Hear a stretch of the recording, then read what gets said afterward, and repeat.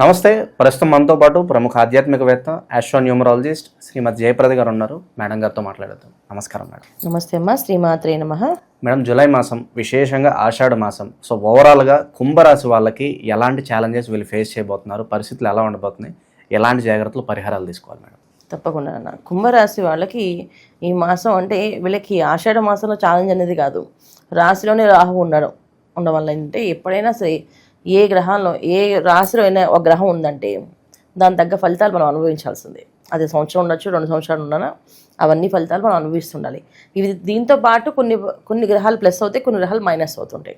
ఈ మాసం వీళ్ళు చెప్పాలంటే రాహు రాశిలో ఉండడం వల్ల, కుంభరాశిలో రాహు ఉండడం, ద్వితీయ స్థానంలో శని భగవాన్ ఉండడం, ఈ రెండు ఉండడం వల్ల వీళ్ళకి అన్నిటికంటే మెయిలైన విషయం ఏంటంటే ఈ మాసంలో బుధుడు శుక్రుడు ఇద్దరు కూడా యోగిస్తున్నారు. అందువల్ల ఏంటంటే రాహు శుక్రులు, శుక్ర బుధులు, తర్వాత బుధ రాహువులు, శని బుధులు, శని శుక్రులు వీళ్ళందరూ కూడా కాస్త మంచి ఫలితాలు ఇస్తారు. ఎందుకంటే వీళ్ళకి అనుకూలమైన గ్రహాలు కదా అవి, అందుకని ఖచ్చితంగా మంచి ఫలితాలు ఉంటాయి. అయితే మంచి ఫలితాల కంటే ముందు రవి ప్లస్ కుజుడు ఇద్దరు కూడా చెడు ఫలితాలు ఇస్తున్నారు. ముందు అవి చెప్పుకుందాం.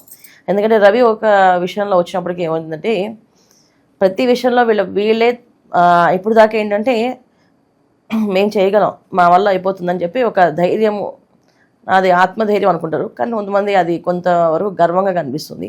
అలాంటి గర్వానికి వెళ్ళిన వాళ్ళందరికీ ఈ మాసంలో కాస్తంత ఇబ్బంది పడి కాస్త కాళ్ళు చేతులు విరిగినట్టుగా పరిస్థితి వచ్చే అవకాశం ఉంది. అంటే ఉద్యోగాల్లోంచి తీసేయడమో, లేకపోతే వీళ్ళ ప్రమోషన్స్ వల్ల ఇంతకుముందు ఏదైతే ప్రమోట్ చేస్తారో ఆఫీస్లో అందరూ వీళ్ళని ఎత్తుకు పెట్టుకున్నారో వాళ్ళని వీళ్ళు దించేసే పరిస్థితి, ఖచ్చితంగా వీళ్ళ వల్ల ఏ పని అవ్వట్లేదని చెప్పేసి అలాంటి పరిస్థితులు కొంచెం ఎదుర్కోవాల్సి వస్తుంది. ఎందుకంటే రవి బాగాలేదు ఇక్కడ.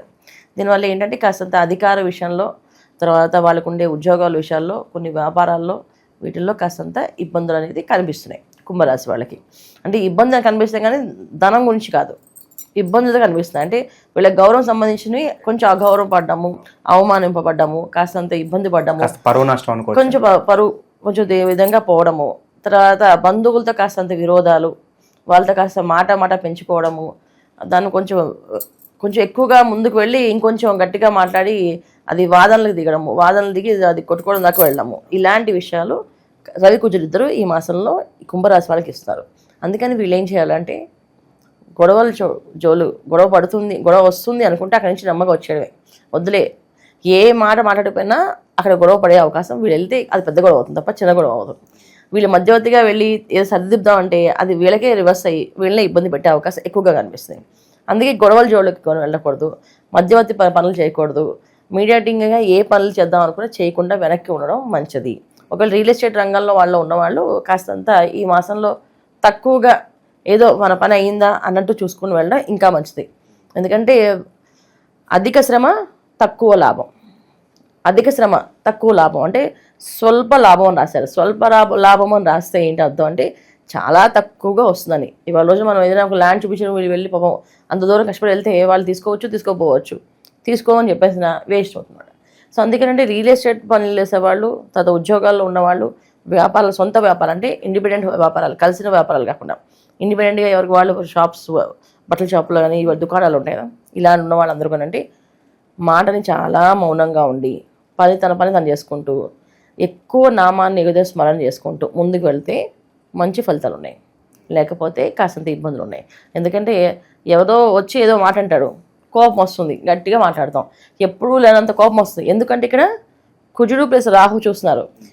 కుజుడు ఎక్కడ ఉన్నాడు? సింహరాశిలో ఉన్నాడు. సింహరాశిలో అగ్నితత్వమైన రాశి. ఆ రాశిలో కుజుడు ఉంటే కుజుడు గ్రహం కూడా అగ్నితత్వమే. 2 అగ్నితత్వాలంటే అగ్ని గోళంలా ఉంటుంది అది. సో ఇంత స్పీడ్లో రాహు అంటే పొగ. సో ఎప్పుడైతే ఈ మంటకి పొగ తోడైతే ఏమవుతుంది, మంట పెద్దగా అవుతుంది.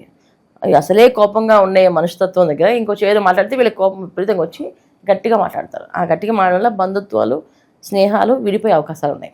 అది పెద్ద మాట కాకపోవచ్చు, చిన్న మాట అయి ఉండొచ్చు, కానీ ఇది వీళ్ళ మనసు నచ్చదు అనమాట, వెంటనే మాట్లాడేస్తారు. ఇలాంటి విషయాలు జరుగుతాయి కనుక కొంచెం మౌనాన్ని ఎక్కువగా వహించడము ఈ మాసం వీళ్ళకి చాలా అనుకూలం. ఇక నిరుద్యోగులు, వ్యాపారస్తుల పరిస్థితి మేడం, అలాగే వ్యాపారాల్లో మాకు బాగా లాభాలు రావాలండి అంటే ఏ రంగాలు సజెస్ట్ చేస్తారు మీరు?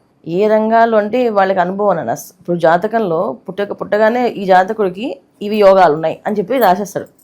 ఏ యోగం ఉందో మనం చూసుకోకుండా వేరే యోగాలు పరిగెట్టాం అనుకోండి, ఈ యోగం ఎప్పటికీ రాదు. సో మనకు కావాల్సిన యోగం కోసం మనం పరిగెడుతూ ఉంటాం, కానీ మనకి వచ్చే యోగం ఏముందో అది పైన రాసేసాడు, జాతకంలో ఉంటుంది. అది దాన్ని మనం ఫస్ట్ చూపించుకోవాలి. జనరల్గా జాతకాలు అందుకే ఏం చేస్తారంటే, ఈ చిన్నప్పుడు ఓ 14 ఏళ్ళు రాగానే అబ్బాయికి అమ్మాయికి జాతకం వేయిస్తారు. ఈ అమ్మాయికి ఎంత చదువుకుంటుంది, ఒకళ్ళు చదివిస్తే ఎంతవరకు చదివించవచ్చు, ఎప్పుడు వివాహం చేసేయవచ్చు, ఇవన్నీ కూడా జాతకంలో ఉంటాయన్నమాట. ఎలాంటి కుటుంబంలోకి వెళ్తుంది, ఒకళ్ళు చదివితే ఎలాంటి ఉద్యోగాలు వస్తాయి, ఎలాంటి ప్లేస్లోకి వెళ్తుంది. ఇప్పుడు ఆడపిల్ల అంటే ఇప్పుడైతే మనం అన్ని కంట్రీస్ పంపించేస్తున్నాం ఆడపిల్లల్ని. పూర్వం ఆడపిల్ల విదేశాలకు వెళ్ళే అవకాశం ఉందమ్మా అంటే వెంటనే పెళ్లి చేసేసేవాళ్ళు. అమ్మ వద్దు, విదేశాలకు వెళ్ళిపోతే ఉద్యోగాలు చేసుకుంటే ఎక్కడ ఎవరుంటారో ఏంటో అని చెప్పి వెంటనే వివాహాలు చేసేసేవాళ్ళు అనమాట. సో ఇప్పుడైతే అన్నీ చూస్తున్నారు అనుకోండి. అలా మనం జాతకాన్ని పరిశీలించాలి. పర్సనల్ జాతకం ఎప్పుడైతే పరిశీలిస్తామో అప్పుడు వాళ్ళకి ఏ యోగం ఉంది, ఆ యోగంలో వీళ్ళు రాణించరా. కొంతమందికి ఉద్యోగం కలిసి వస్తుంది, వ్యాపారం కలిసి రాదు. వాళ్ళు వ్యాపారాలు చేస్తూ డబ్బు అంతా పోగొడుతూ ఉంటారు.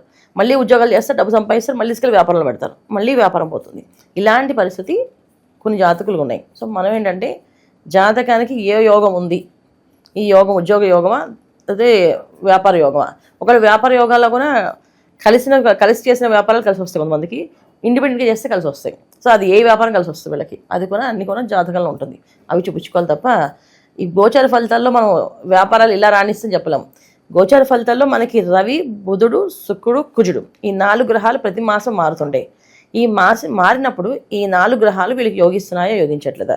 ఒకవేళ ఈ గ్రహాలు యోగించకపోతే రవి కారకత్వం ఏంటి, మనకి వ్యాపారాల్లో అభివృద్ధి రావడమైనా, లీడర్షిప్ క్వాలిటీస్ కావాలన్నా రవి కారకత్వం. అలాగే తల్లిదండ్రుల నుంచి మనకి అనుకూలంగా ఉండాలన్నా, తల్లిదండ్రులు మనతో వాళ్ళు అనుకూలంగా ఉన్నా, మనం వాళ్ళతో అనుకూలంగా ఉండాలన్నా రవి యొక్క కారకత్వం. కుజుడు కారకత్వం ఏంటి, మనలో ఉండే కోపము ద్వేషానికి కారకుడు ఆయనే. సో ఎంత కోపము ఎంత ద్వేషం ఉండాలనేది ఆయన ఎక్కడున్నాడో చూస్తుంది. దాన్ని బట్టి వీళ్ళకి కోపం ఈ స్థాయిలో ఉంటుంది, లేకపోతే కోపం ఈ స్థాయిలో తగ్గుతుంది చెప్పగలుగుతాం. సో ఈ గ్రహస్థితి మనం గోచారాలు చెప్తూ ఉంటాం. సో ఇప్పుడు మనకి వీళ్ళకి బుధుడు శుక్రుడు కలిసి ఉన్నారు. అంటే బుధుడు శుక్రుడు అనుకూలంగా ఉన్నారు. అనుకూలంగా ఉండడం వల్ల ఏమేమి ఫలితాలు ఉన్నాయంటే వీళ్ళకి విద్యాలాభం, అంటే విద్యార్థులకి విద్యాలాభం, విదేశాలు వెళ్ళాలనుకుంటే విదేశాల యోగం ఉంది. అలాగే వివాహ ప్రయత్నాలు చేసుకునే వాళ్ళకి వివాహాలకి కొంచెం అనుకూలంగా కనిపిస్తుంది ఈ మాసం.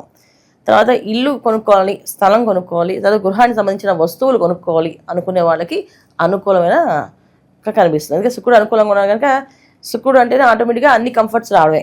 సో ఏదే వీళ్ళకి కారు కావాలనుకున్నారు, బైక్ కావాలనుకున్నారు, కొనుక్కోగలుగుతారు ఈ మాసంలో. ఇది వీళ్ళకి అనుకూలంగా ఉంది ఈ మాసంలో.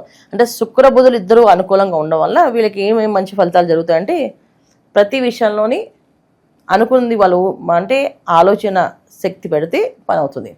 కాకపోతే జనరల్గా ఆలోచన శక్తి ఎందుకు పెట్టలేరంటే వీళ్ళు కుంభరాశిలో రాహు ఉండడం వల్ల చాలా లేజీగా తయారవుతారు.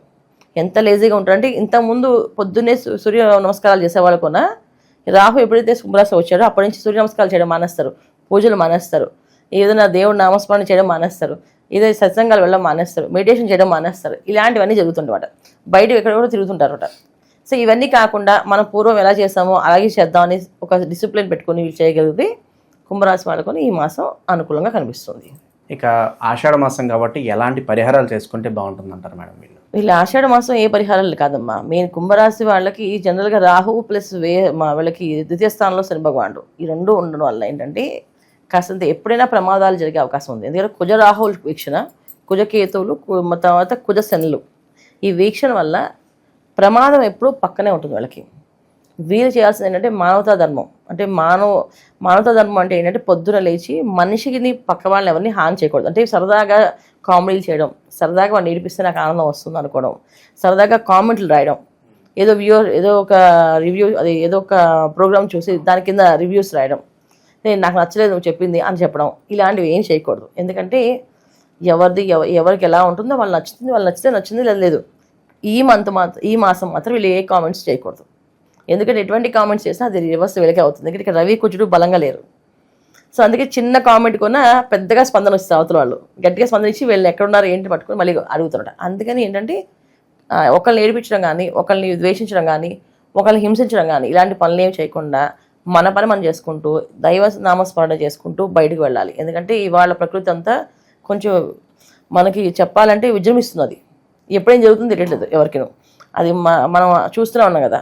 అలాంటి విషయాలకి మనం దూరంగా ఉండాలంటే మన ఇంట్లో వాళ్ళతో మంచిగా చెప్తూ అన్ని విషయాలు వాళ్ళ మాట వింటూ దేవుడికి నమస్కారం చేసుకుని బయటికి వెళ్ళాలి. అప్పుడు వీళ్ళకి అన్నీ మంచి జరుగుతాయన్న. మేడం అలాగే ఏ పని చేసినా ముందుకు కదలట్లేదండి అని చెప్పి అంటూ ఉంటారు కదా, అలా మనం ప్రారంభించిన పనుల్లో అనుకూలత రావాలంటే ఏదన్నా ఒక మంత్రం ఏదన్నా ఉంటుందా వీళ్ళు నిత్యం జపించుకోవడానికి? తప్పకుండా కంటిన్యూ వెళ్ళినంటే దుర్గే దుర్గే రక్షిణ్ నమః అనే మంత్రాన్ని చదువుకోవాలి. దుర్గే దుర్గే రక్షిణ్ నమః, దుర్గే దుర్గే రక్షిణ్ నమః అనుకుంటే ఇక్కడ రాహు ఒక యోగిస్తుంటాడు, అక్కడ శని భగవాన్ యోగిస్తుంటాడు. ఎందుకంటే మెయిన్ ధనస్థానంలో శని భగవాన్ ఉన్నాడు, స్వరాశిలో కుంభరాశిలో రాహు ఉన్నాడు. ఈ 2 గ్రహాలు కలయిక వల్ల ఎటువంటి ఇబ్బందులైనా ఎదురయ్యే అవకాశం ఉంది. అందుకే ఎక్కువ అమ్మవారిని తలుచుకుంటూ ఇంట్లో ఉన్న తల్లికి తండ్రిని గౌరవిస్తూ తల్లిదండ్రులకి కాళ్ళ నమస్కారం చేసుకుని బయటికి వెళ్తే అన్ని పనులు అనుకూలంగా జరుగుతాయి వీళ్ళకి. చాలా బాగా వివరించారు మేడం. సో ఓవరాల్గా కుంభరాశి వాళ్ళందరికీ కూడా గోచార ఫలితాలు ఏ విధంగా ఉంటాయో తెలియజేయడం జరిగింది. మీకు కూడా ఇలాంటి ఇన్సిడెంట్సే మీ లైఫ్లో జరుగుతున్నట్లయితే తప్పకుండా ఒకసారి వ్యక్తిగత పరిశీలన చేసుకోండి. ధన్యవాదాలు.